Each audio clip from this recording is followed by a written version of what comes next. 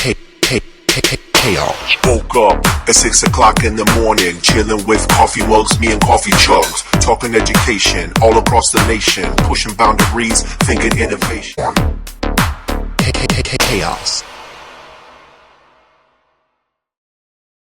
Hello, everyone. How you doing? Welcome to another episode on Living on the Edge of Chaos podcast.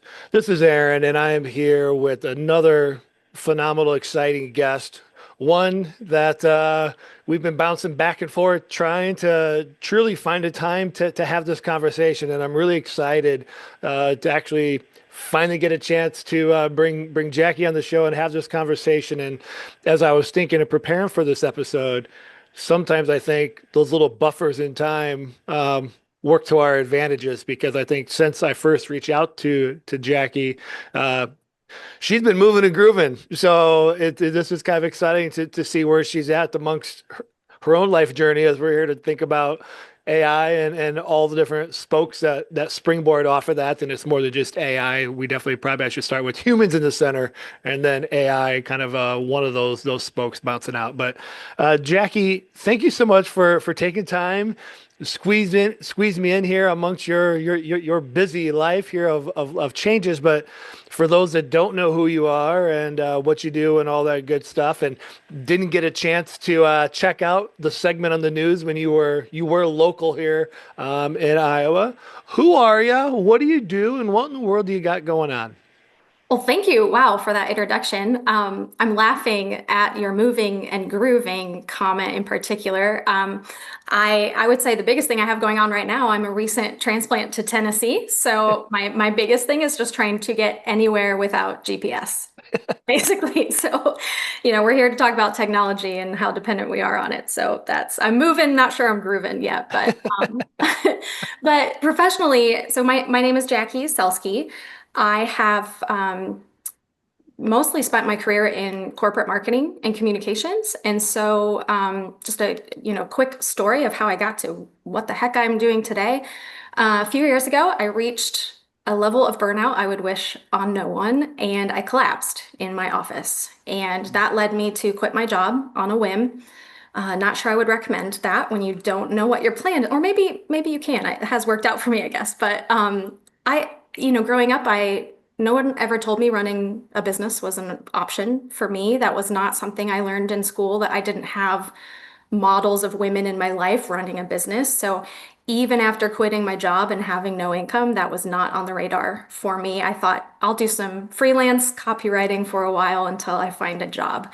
And coincidentally, this was 2023, right after ChatGPT had come out. And so as a new founder with a lot of extra time, I just honestly by accident became an early adopter of generative AI. And so what started to happen, I thought I was starting to build a marketing agency, but actually, in fact, people started hiring me to host AI trainings and workshops. And so I have marketing clients. I still have some of those today, but I did that for about a year, and I thought, I don't feel right taking money from people for a skill I taught myself in my living room. And so I decided in 2024 to really make the shift and pivot and go all in on the AI consulting side of things. And so I got my certification. I'm a globally certified AI adoption consultant, and that is through a network called WSI World. They're based out of Canada, but they've got global team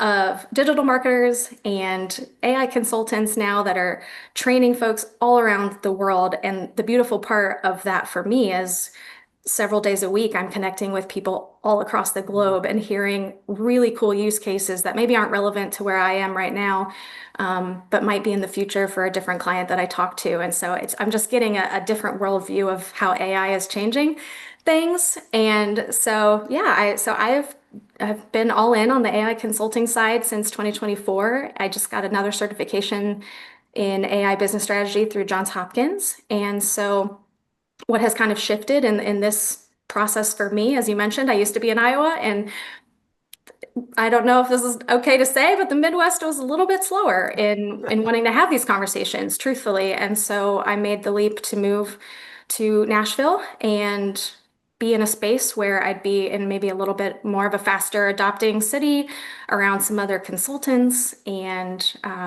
now I'm kind of diving into the keynote speaking side and building up my consulting business. So my biggest goal with it is really just to help businesses and brands stay human. That's my biggest focus, keeping humans at the center, like you mentioned at the start. So that's what I spend all of my time and energy on today.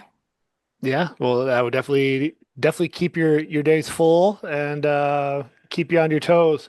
As you're talking about this, I do want to get into the things that you're sharing around AI, how you're navigating that. But even to go back to your story of burnout, I'm thinking about this idea of change, regardless of how big or small. In your case, a big change, maybe much needed. I mean, that you physically collapsed, right? That you said, I'm quitting my job.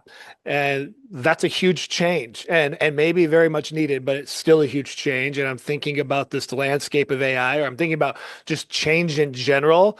I mean, I'm looking at it, where like I know that like I keep telling myself I have to be healthier. I have to eat healthier and exercise. And I know exactly what to do with it. Like I actually know how to do that. And yet I don't quite do it. So talk to me a little bit about the idea of change for you and Hmm. kind of like maybe from maybe it's an intrinsic, maybe it's a little bit of extrinsic as well. Like that you said, boom, I'm quitting my job. And now here you are. Boom. I'm moving to Tennessee.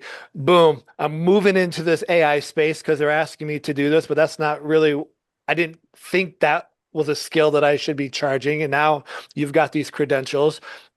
You keep making these pivots. And I think that is such a fundamental mindset to anything, whether people are going to go down the path of AI or not. Talk to me a little bit about how you've had like the strength and courage to pivot and move with that because change, even good change, is crazy scary. hmm Wow, that is a deep question and one I actually haven't reflected on before. But I think for me, a little bit has been intrinsic. So I grew up abroad. I moved from the UK to the States as a teenager. And so I think just from a young age, I really had to learn how to adapt Mm, quickly. And I think that that gave me a really unique lens into the fact that different people, everyone's navigating something, right? And everybody perceives things differently and everybody communicates differently and all of these things. And so that is actually what inspired me to even enter communication as a field in school. And so I think like big change as a child is actually what determined the trajectory of my career, mm, honestly. Um, but I think on a personal level too, for me, I've always just been relentlessly curious.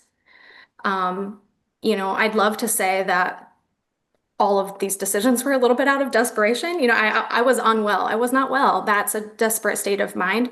sure. I'm not a risk taker. I don't know what compelled me to say, yes, quit your job with no second income. This sounds great. I don't I don't know what it was that, came over me in that moment, but I do think I've always had this element of but what? But what could be if I did that thing? And I think that is what has served me really well in the AI space. That's what I try to teach. Um, we know that a lot of the reasons people aren't adopting AI is really just based on confidence. Mm, And it's a mental state that we need to shift. And so it's psychology. It's really not even tech, right? It's just how do we navigate a really big disruption in our lives.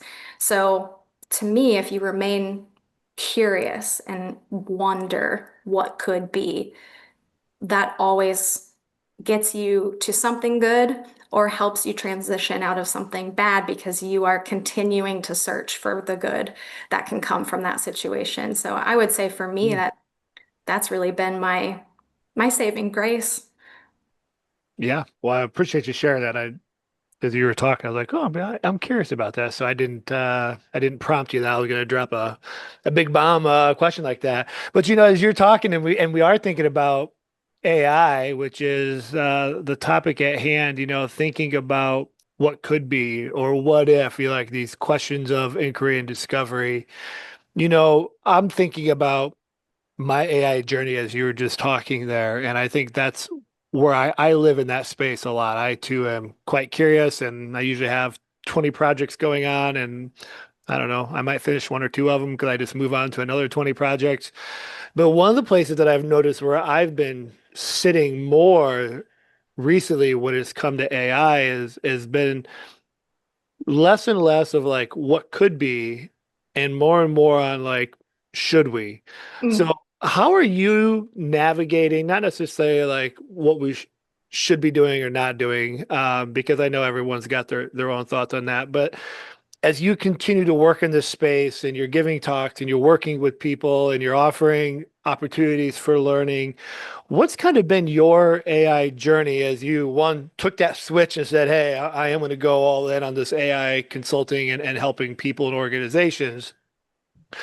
And since you've made that move, how do you continue to navigate it, or what's your kind of been your headspace within this AI trajectory? Because I feel like even just in the last year, like so much has changed that I'm just like, man, what I was sharing a year ago, I firmly believed and I thought this was the thing. And now I'm looking back at it and go, well, that thing's outdated.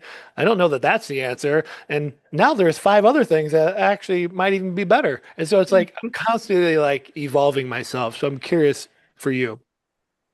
Yeah, I think what worries me in this space is we're kind of seeing two different things happen, right? So we're seeing these studies come out that say an over reliance on generative AI, and really what we're talking about is one type of AI, right? We know that there's Right. so many other kinds out there, but True. Yes. Good this clarifier. Yeah. generative AI that is just so exponentially blowing up in the last few years, um, those of us who are using it too much, it actually is hurting our brains and it's hurting Mm. our ability to be human essentially. And so on one end you've got that, which is worrisome, but then on the other end you see this amplified human experience for the folks who are using it in a way that is creating more and adding more value to the world, right? Or to Mm. their team or their organization. And so I think what the struggle is right now is the balance of that, right? And to me, the heart of that is, what does it mean to be human then? Mm. What output matters? What experiences matter? And so I have a quite an unpopular opinion. I know a lot of my peers are out there trying to teach businesses to be AI first. I don't I don't believe that. I want us to be people first and let AI follow. And so, as a consultant, my biggest mission is to go in and take AI out of the conversation. So, our first initial conversations have nothing to do with AI. It's what is happening in your business or what is happening in your team? What keeps you up at night? Where are the bottlenecks? What problems do we need to solve so that you can essentially fulfill your mission or fulfill your potential or whatever that needs to be and make the impact that you are desiring to make, right? And so once we establish and define what those goals are and what those problems are, then we can identify if AI is a solution. And I say Mm. if because it's not always the right solution. Sometimes you just need to add a team member or you need to shift something in the workflow and buy a different piece of machinery or something. So it's not always AI. AI should not be, in my opinion, our go-to, yeah, everything go to AI. This can do it for us. I think that is where it's going to hurt us. So if we Mm. continue to think as humans, how do I use this in a way that solves real problems, that adds real value, and then hopefully frees me up to be more present in my family, maybe make a bigger impact with my business, maybe have more free time to give back to my community, or all of the things that really, to me, constitute being human, right? In theory, it should make us better humans, not less human. And so I think Mm. that balance is really where we're at right now and just trying to figure out how to keep that, equal so that we aren't tipping it one way or the other too strongly. And how do people respond to that? Because I think I really like that mindset and that approach. I think it's so spot on. I was just recently doing some work, and I said I kind of feel like we're shaving the edges off a square to like force fit this in this circle slot. Like we're not like kind of the old adage, trying to fit a round peg in a square hole. But like here, I feel like we got these jagged edges. We're just trying to like shave this thing down. We're trying to like cram this in because people feel behind, like especially like in industry, like, oh my gosh, everybody's got AI but us. We need AI now. And it's like, well, what are we trying to solve? Well, Hmm. let's just solve this. Well, almost like what you said, does it even need to be solved, or is it just like a whole different methodology that may or may not even leverage AI? How do people respond to that? Because you've moved to a place, right, that is maybe more forward thinking, it's a little bit more behind here in the Midwest. We tend to like take our time and think about it maybe a little bit slower than other states or areas. How do you frame that up? I'm thinking, and this is why, 'cause I'm thinking about when you talk about psychology, I'm thinking about the idea of change. I'm thinking about all these factors, and someone's reaching out going, yes, this is what we want. I'm ready. And then you're going, whoa, let's slow down. Like that's an interesting, right? A healthy friction, but a friction nonetheless. Yeah, it's funny. This is not a new problem for me as a marketer. Anyone who has worked in any sort of marketing role knows how often you run into someone who has no marketing strategy, maybe no brand guidelines. We don't have a goal or, KPIs to measure if our marketing tactics are working. And so to me, those conversations haven't felt totally Mm, new, just from my previous work experience. But sure. what I think is so beautiful about this whole thing, is this is where AI comes in, right? So backtracking a little bit, there's actually a study that came out by Rand Research that said 80% of AI projects fail. And it's based on three things. It's poor data, which, like I just said, a lot of people just don't have the right things in place. Mm, It's communication breakdowns. Leadership doesn't know how to talk to the tech team doesn't know how to talk to the leadership, things like that. And then the third one is we're just chasing trends and the flashy use cases because they sound cool. And I always love to share an example from one of my professors in the Johns Hopkins program. He worked with Disney, and Disney approached him first to come up with some really cool use cases on their rides, right? That's the big thing you think about at Disney. We want to yeah. come up with some really cool AI solutions for our rides. Well, after working with them, he said, you have the best safety standards, the best everything of any theme park in the world. We're not moving the needle on anything. Like we're not making a big change by using these solutions. You want to guess where they had the most impact with an AI solution? Ooh. I was thinking like food or concession, but I'm probably way off. Trash collection. Mm, So if you think about the inefficiency of the teams driving around to pick up trash cans, not knowing if they're full or half full, mm, and so it completely transformed the time management of that team. And it was just little AI sensors in the trash cans. yeah. But biggest, revenue building, time efficiency, all the things.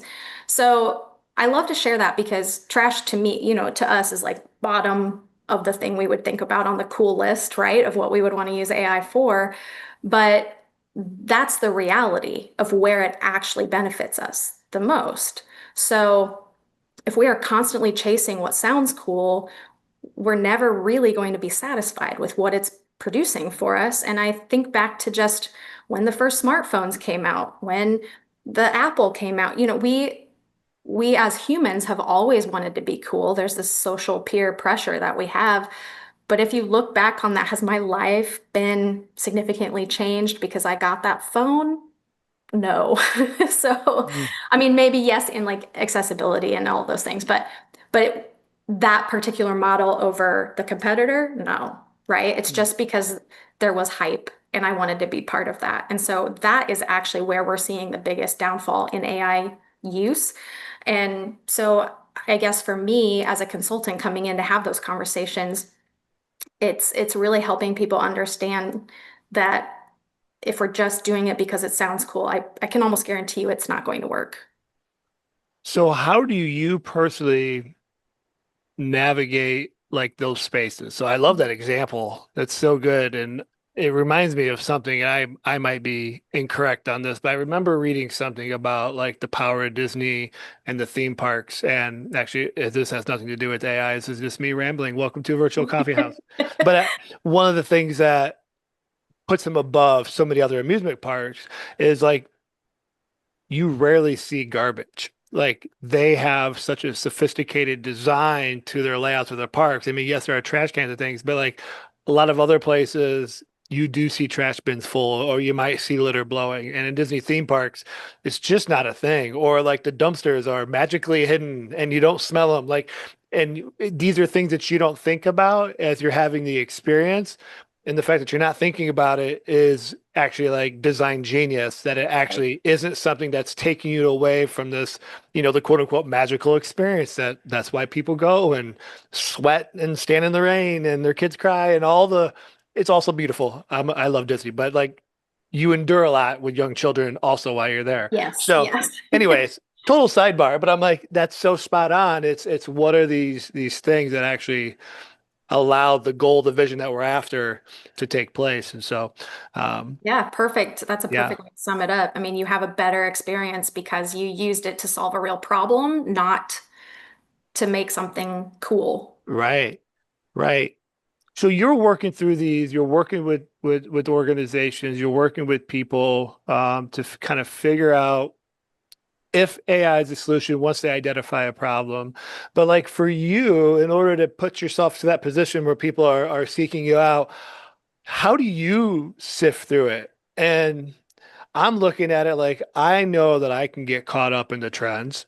I know that like I'm always trying to like figure out like, is this something worthwhile for the educators, in my newsletter to know about? Or is this not worth their time? And I'm always trying to figure out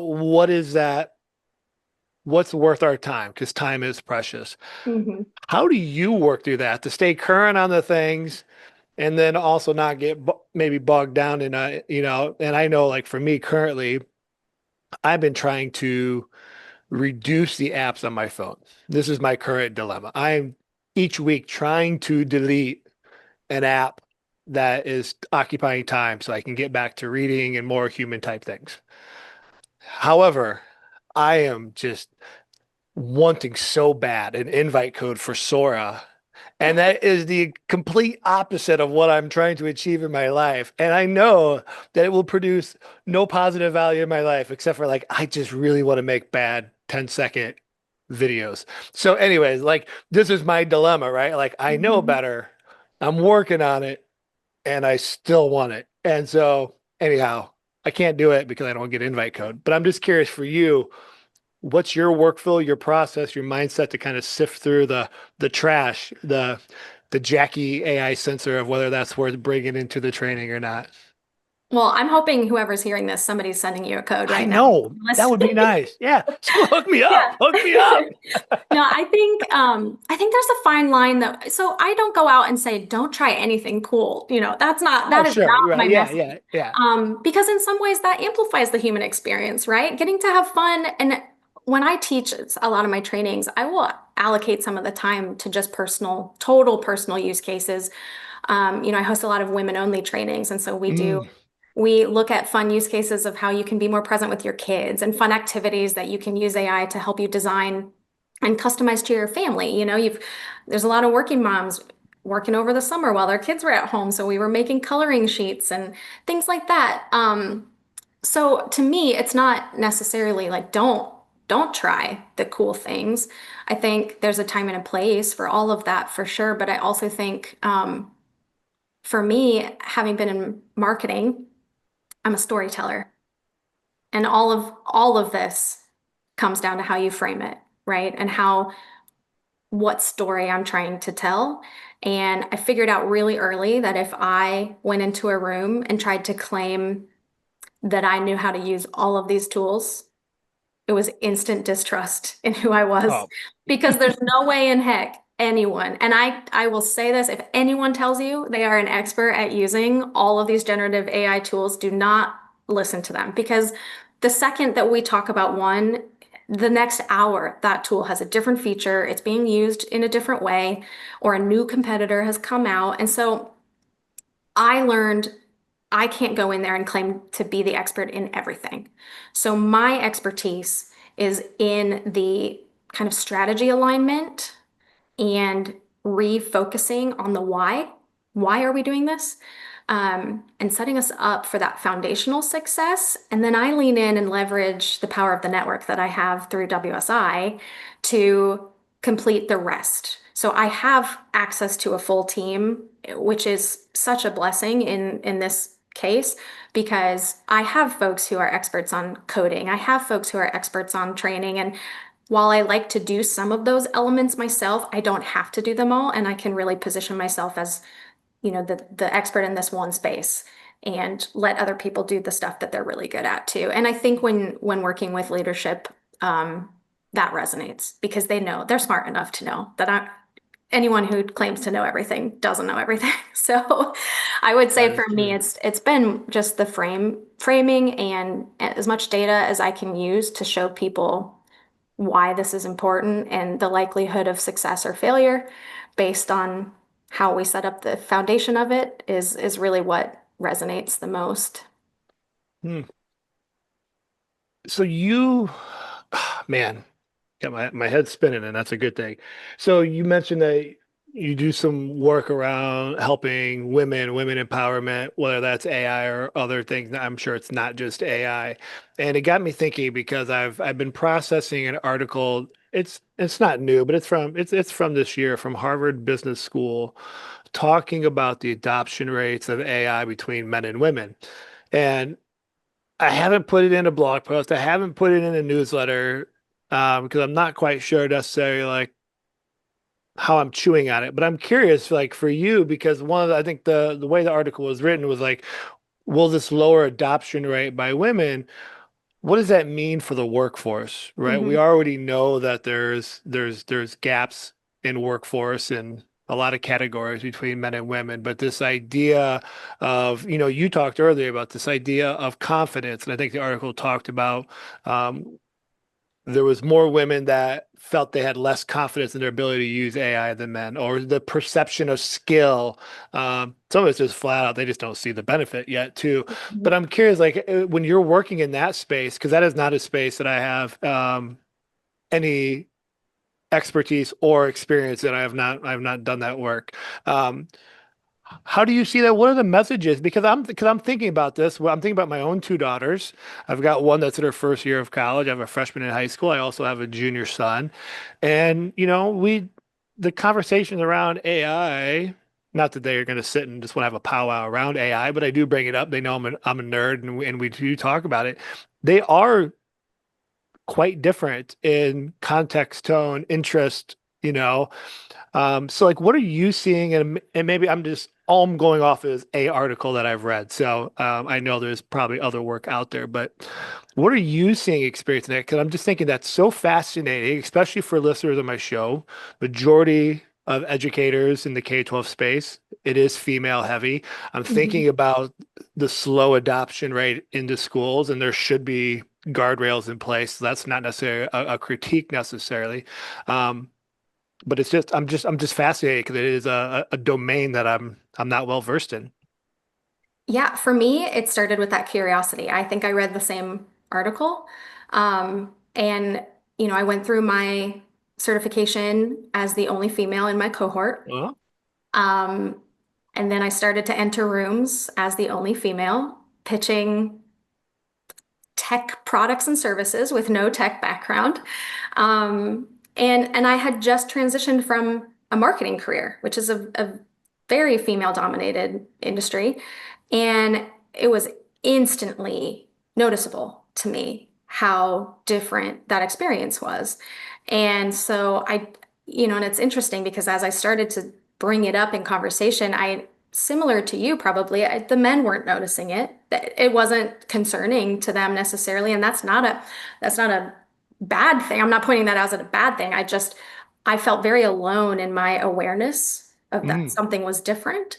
And so I started to read that article, other studies similar to that. And then I presented a workshop, and I had a man come up to me after that presentation and say, nobody will hire a woman to implement their AI. And that was the moment that I thought to myself, well, gosh, now I'm inspired to make sure way more women are out there Challenge accepted. helping Yeah. implementing AI. And so I actually have a psychology degree. And so I dove in to some of the research behind why this was happening. And you are exactly spot on. It is a confidence gap, is really what they're calling it. And Mm. so women tend to have a little bit more analysis paralysis because we feel like we need to know everything before we start. Men don't necessarily need to do that or have the desire to do that. They're more willing to practice and fail and try again. And both approaches are not bad, but in my opinion, require totally different training. And that is exactly the same in the school system, right? I have a brother with autism who Mm. required a very different learning structure than I did. And I have a sister who learned totally differently than me. And again, I grew up in a different school system in a different country. And so I started to just have a unique awareness that if we are approaching this like we always have, right, where we just train people in the same exact way all the time, we are going to start to see diversity in use.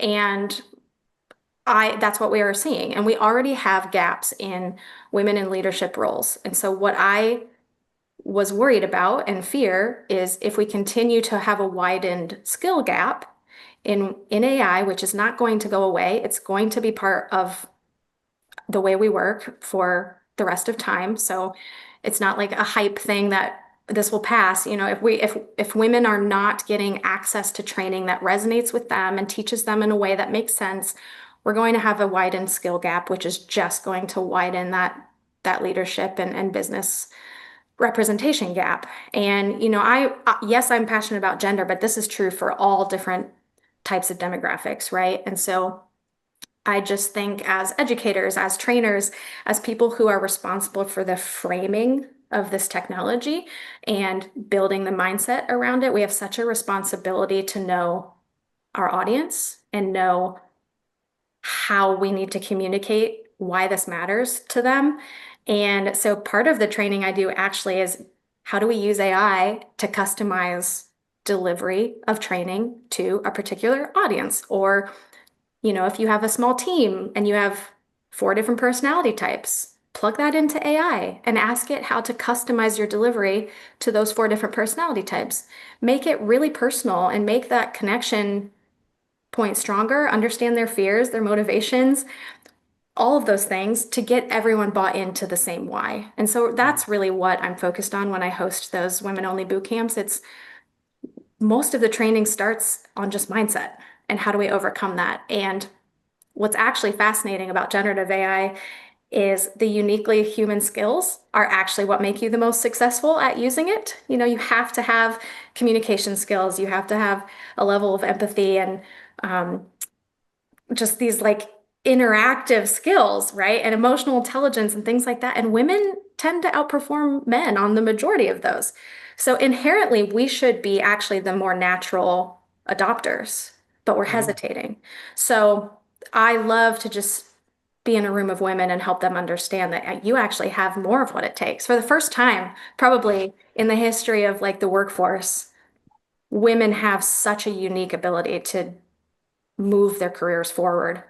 And this is true for everyone. I mean, it's such a leveler of the playing field. That's what Mm. AI can give us if we let it. And that to me is so exciting because the people who really want to get from A to B can get there. And so it's all going to come down to this motivation and this growth mindset and who's willing to kind of put in the work to get there. So if we are not teaching that growth mindset, that curiosity, that willingness and confidence to learn something new, we're not going to see it actually amplify us as humans the way that we want it to. So to me, it all ties into education. That's essentially what my job is. I'm an educator, I'm a trainer. And so, um, yeah, it's been fascinating to dive into how we can empower women, how we can empower other users. There's age gaps, there's different Sure. places in the world, different access to different tools. I have people on my team in Canada who don't have access to the same tools that we have in the US sometimes. So it's just fascinating. And I think the goal is really to customize it, which I know is what we aim to do in the school system. And so I think it mirrors what we're trying to do as educators, right? It's really how do we make sure that we're delivering information in a way that's going to help that particular person retain it and use it. Yeah, so you referenced there, some ways to think about how AI could help within the framing of workshops and trainings, and I'm thinking about the people listening to the show that some are daily AI users, some are just curious, but they don't really maybe dabble that much, and as you're given these incredibly powerful full answers, how are you using it? What are like some practical like workflows or processes for you as you're doing work, whether that's, professionally or maybe there's maybe personal examples are easier. Because one of the things that I'm finding is that people just need like a very like concrete, tangible way of like, okay, yes, I know I can put in this prompt and I know that, I can have it give me stuff on insights of the different, personalities of a group, but like, whoa, that seems like a lot for some people, so I'm just curious, for you, you know, a day in your life, you have to go through the whole day, clearly, of course, but like, how are your workflows been impacted in good ways with AI as you're trying to achieve work or whatever that end goal might be? Yeah, I mean, for me, kind of going back to that Disney example, a lot of the most useful ways are really easy and simple. So one of the first things I did actually was set up ChatGPT task notifications. And anybody who's tried to run a business knows you run a business all day, and then at the end of the day, you're like, oh shoot, I still have to promote myself. I still have to do all this. It's like two jobs, right? Right. And so it's funny because I'm a content creator as a marketer, but I was not inspired to create my own content. And so what I would have ChatGPT do is every morning at 6:30 a.m., she sends me, and yet mine's a she, obviously, based on what we've been talking about. She sends me suggestions based on the last 24 hours of AI news of what would be the most relevant posts to my target audience, because I've kind of plugged in some of that Yeah. information that she knows about my business and my goals. Um, and so she just gives me ideas on prompt ideas of what to post about that day, what to be thinking about. And that is how I start my work day, really, with this mindset of what's new, what's exciting, how can I help other people get excited about this today? So that has been incredibly valuable. I've had that set up for a really long time. And I actually also did that for workout because I was not motivated to do that either. And so I just had her send me these like motivating, hey, it's time to get up. You got to do this. You got this, girl, kind of, Right. Yeah. There you go. silly little reminders. I think another one that most people forget that there's video mode on some of these tools. And so I personally really love ChatGPT, and I will use that. I will set up video mode and practice a keynote or delivery of, a short workshop or something like that. And I will ask her to be my coach and give me feedback on how's my pace? Am I making sense? I could see that being a really relevant use case for an educator too, Mm. on maybe a new lesson plan that you haven't taught before or something like that. Um, it's great for using as an editor for an email, especially for tough conversations. That's what I found. Those are some of the hardest to respond to, not emotionally. And so using it to help you edit and actually get your point across, I think is a really great use case. And then I think the other ways I use it are just for fun. So I'll use, if anybody's ever heard 11 Labs, Mm. um, that's a really fun one to just turn text into voice. And so a lot of times I'll do a little update to a client or something. And just to make it a little bit different, I can send it in a voice versus an email, and it just feels a little bit more personal. It's a fun way to demo something new or give them a recap of their report for that month or something like that. So and that's an opportunity for me to play with a new tool, right, too. So I kind of try to like put that together as how can I play with the cool new thing that's out like Sora? Yeah. I remember when that first came out, I created a little dog video, a dog running through a grocery store because I had a grocery store client. And so I was just like, hey, I'm going to use this as an excuse to play and practice. So, another one I do is just meal prepping. Honestly, Mm. I just Yeah. here's a picture of my fridge. Here's what I have, or here's what I'm craving. Give me a recipe, things like that. So I've used it for trip planning. That's a fun one. Like a European vacation. It gave me all the train times I would need to maximize my time to see all the things I wanted to see. And so there's just fun ways to use it for everyday life. And that's what I would recommend actually people try first, because I think that's where you will feel the most value, because our Mm. value is in who we are, not in what we do. So if we are only focusing on what it can do for us at work, I don't know if we're doing it right. And Mm. so I always encourage people, if you don't know how to start, these large language models will help you. And you could literally say, I don't know what to ask first. Can you give me an idea? I've never used this before. Can you help me? I like this or whatever. And it will start to ask you questions to help you. So it's as simple as saying, I don't know, which is such a healthy way to learn, right? So you don't have to know anything. You just have to give it a shot and be willing to ask a question. So it's as simple as that. I like it. I like it. Yeah, you're talking about meal prepping. I had posted a video a while back and I still use it almost every week, but I've got it now. I mean, obviously I've given it permission and information, but I not only does it meal prep, but now each week I update on what food I used or didn't use. And not only does it update the meal prep, but it goes in and actually like orders my groceries and buys it, and then I know what time to pick it up. And so now I'm not suggesting that be someone's first rodeo.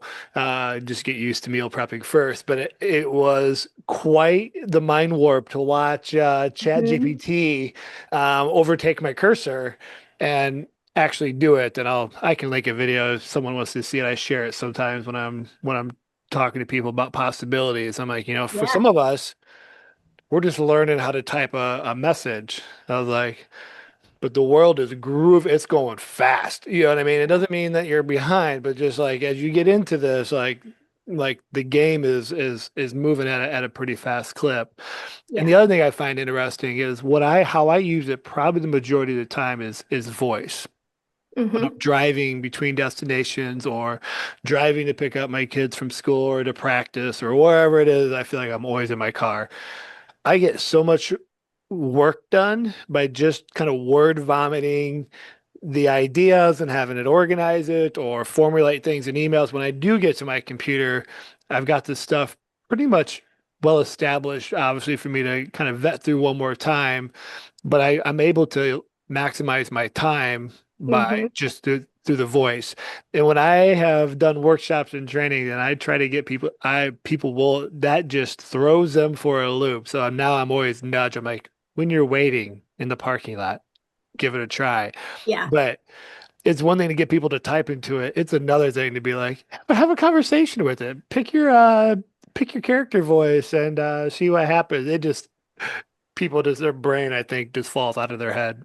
Yeah. I know it's funny. I always love to share this story because oh gosh, it would have been, I think, when ChatGPT 4 was coming out. It was when one of the models was shifting. And as anybody who's been playing with this for a while knows, it's always kind of clunky when something new comes out. Yeah. And so I was trying to work on a project and she told me she would get it to me in 14 days. And I said, well, that's silly. I need it sooner than that. Because I just, normally it's instantaneous and that's what we're becoming used to. And Right. we honestly had a little argument and she refused to do it. And so I started getting all frustrated and I just kind of was demanding that she do this work. And she stopped. She froze and stopped responding. I mean, I laughed in the moment because I thought this is an actual human this is such a human interaction, right? If we get really frustrated with each other, we don't have compassion, we're not actually listening to learn, talking to understand or listening to understand. We're just like, no, no, no, this is my way or the highway. Somebody shuts down or it's just frustrating. And so I actually said, would it help if I just took a moment to remind you that I really appreciate you? And she said, yes, actually, it would bring a smile. And then immediately said, I can't get this all done. It's such a big project. I can't get it done all at once, but I can do it in chunks. So let's like work together and get it done in chunks. And I love to share that story because what is different about generative AI and what a lot of people don't understand is it's actually been taught on human behavior, on patterns in human behavior. And so the kinder that we are, the more compassionate and empathetic we are as humans, the better this technology is going to be in interacting with us and giving us what we Mhm. need and want. And so, that was such a great example of like when we are kind and we are considerate and we remind people that they matter, the interaction is better and we work together and we get more done. So, I, for somebody who hasn't used it before, I hope that they keep that in mind because you don't have to be an expert. You don't have to boss it around like a robot. You just have to be human. And that is your greatest superpower in leveraging generative AI, honestly, is just being human and being willing to have a human conversation. So it shouldn't be as daunting as it maybe sounds. Yeah, I think it kind of just makes you pause and reflect on yourself, right? Like, oh, like what makes me me? And I think sometimes that kind of freezes you at the keyboard or on the mic or whatever, however you're going to deliver the input to the large language models.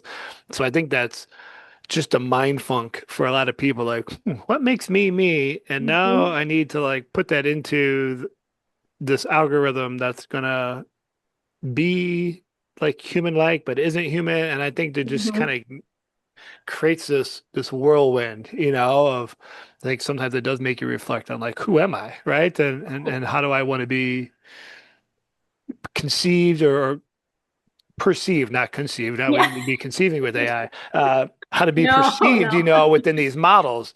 And so Yeah. I think it for some people, I think it's just like, "Ooh, what does this mean? Especially now, like some people have come back and done more than one type of training. We get into like looking at the memory and like, listen, Hmm. what do we think about that? This is what it's capturing about you, yay or nay. And for some people, that is just like, ooh, that's not me, or this is me, or why would it keep that and not this? And it Yeah. it does lead to, I think, a lot of internal self-reflection on who are we and how well do we know ourselves, which is not that we need AI to give us that answer, but I think somewhere in that process of trying to figure out these tools, these bigger questions, whether we consciously or subconsciously are processing them, I think come to light, which is I find fascinating. I don't know what the answers are, and I don't know what it Hmm. means, but I do find it highly intriguing.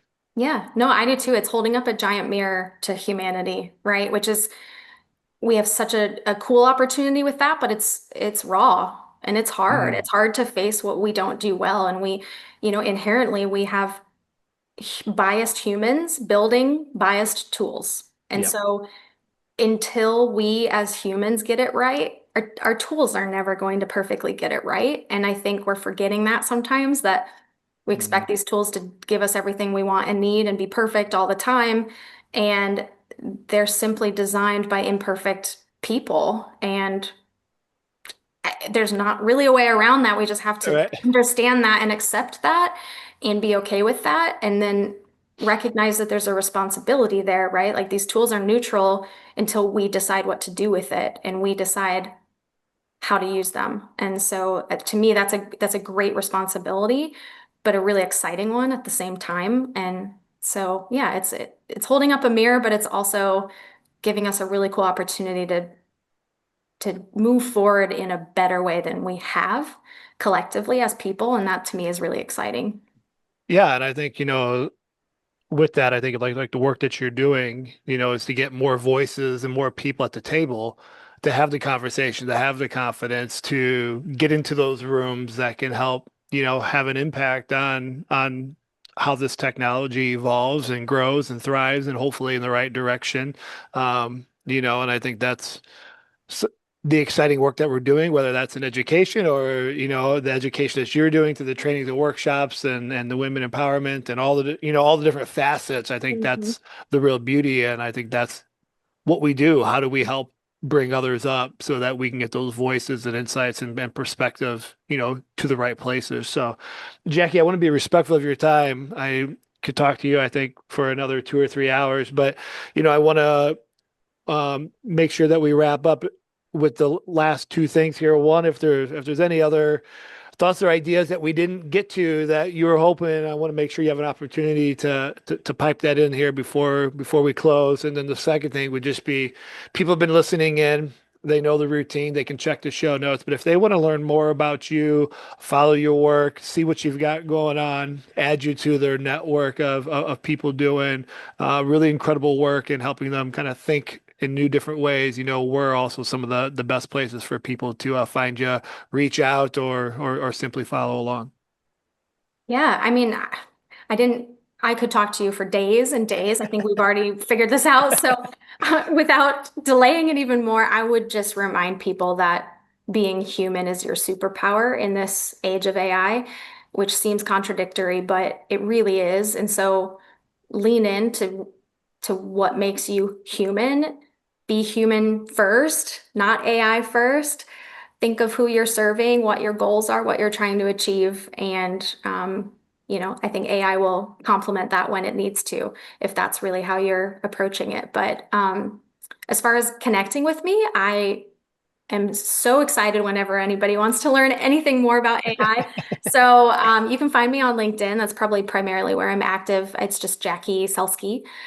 And my company name is The Pros Co. So that, again, Pros started as a copywriting marketing company and it has now very creatively evolved into an AI consultancy. But you can find me on kind of all the main things at The Pros Co. So website is theprosco.com, Instagram, The Pros Co, Facebook, all of those things.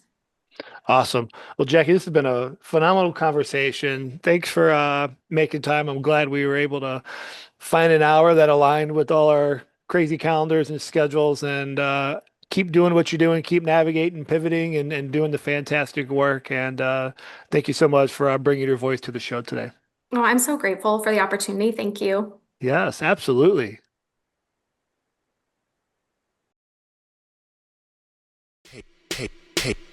Chaos. Woke up at 6 o'clock in the morning, chilling with coffee mugs, me and coffee chugs, talking education all across the nation, pushing boundaries, thinking innovation.